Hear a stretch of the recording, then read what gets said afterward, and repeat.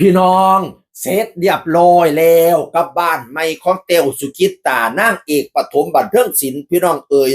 ก่อนหน้านี้แล้วก็พาเบิ่งบ้านเป็นระย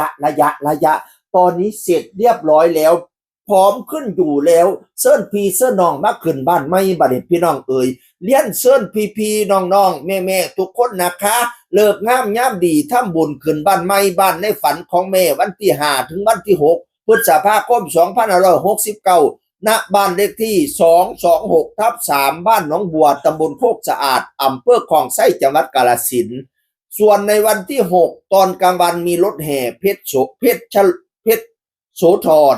ตอนกลางคืนชมมหรสพปฐมบันเทิงศิลป์งานนี้ฟรีนะคะขออภัยที่บริเลียนเซิน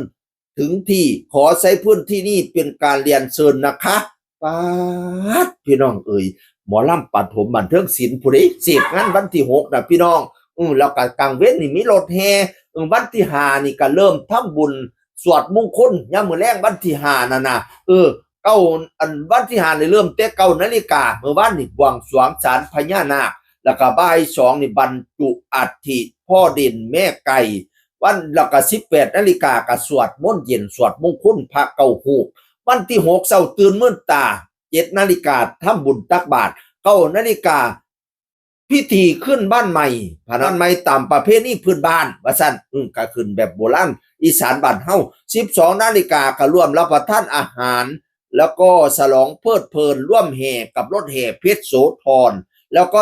21 นาฬิกาก็ชมหมอลำปฐมบันเทิงศิลป์ไปเสพไปงั้นเนาะเพราะว่าเป็นนางเอกปฐมก็ต้องจ้างปฐมมางั้นเป็นการทำบุญฉลองอัฐิพร้อมแล้วก็ขึ้นบ้านใหม่พร้อมโอ้ยงามให้บ้านสุกิตตาบ้านเลขที่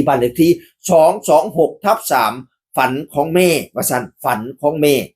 แต่น้อยๆแล้วบอกว่าเราอยากสร้างบ้านหลังงามๆให้พ่อให้แม่ได้อยู่ว่าซั่นว่าบัดนี้พ่อกับแม่ผันเบิดบุญก่อนว่าซั่นพี่น้อง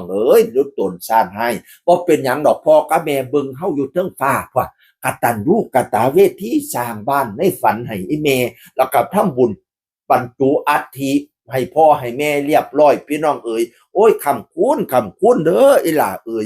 ยามมื้อแลงวันที่5ก็สวดมงคลวันที่6ก็ทำบุญตักบาตรแล้วก็บัดทีนี้ยามมื้อแลงมากันมีปฐมบันเทิงศิลป์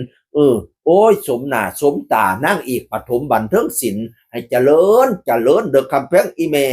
ทำบุญไปหาพ่อกับแม่อยู่สวรรค์ชั้นฟ้าแต่งผ้าเข้าผ้าน้ำให้เพิ่นมาเด้อขันธูปก็นำมาเลี้ยนขันเทียนก็นำมาไว้ขันดอกไม้ย่อม่วนงดถวายเตรียมสุอันสุอย่างแล้วครับเขาแต่งผ้าเขาโป่งเตรียมผ้าลงเนี่ยเจ้ามากินข้าวความผ้าอีแม่อีพ่อ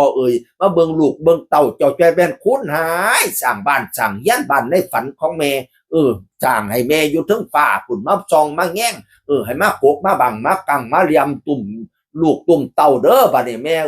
น้ำเบิ่งน้ำแง่งลูกเต้าเด้อบัดนี้เนี่ยข้าเจ้าสร้างบ้านในฝันให้เจ้าละดิคุณพ่อคุณแม่ซื่นส้มความขยันขันแข็งของน้องเต้วสุจิตตาก้อนหน้านี่ก็ออกรถคันบักใหญ่พี่น้องก้อนหน้านี่ได้มาไล่ป้องบักใหญ่2 ล้านผู้นี้บ่เป็นธรรมดาของคอยเป็นนางเอกที่มีคุณภาพอีก1 คนของปฐมบันเทิงศิลป์ชื่นชมเสียงคนเก่าเว้าสู่ฟังสวัสดีครับ